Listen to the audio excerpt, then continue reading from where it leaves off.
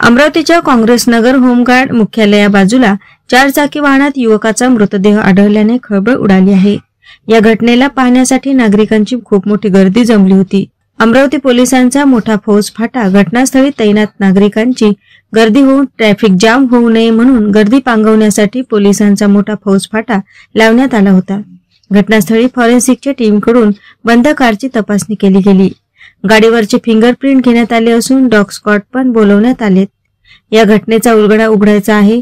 आत्महत्या की हत्या पोलीस तपासात समोर येईलच। या मृतकाची ओळख पटली असून हा अमित राजकुमार आठवले असून राहणार वडाळी या परिसरात राहत असून मृतकाच्या लहान भावाला माहिती मिळताच घटनास्थळी येऊन गाडीची ओळख पटवली आणि मृतकाची पण ओळख झाली असून मृतक अमित या गाडीमध्ये कसा आलेला, याचा मृत्यू कसा झाला याचा शोध सध्या पोलीस घेत आहेत। एएस न्यूज महाराष्ट्र करिता अमरावती येथून रुपालीसह अनिल साखरकर।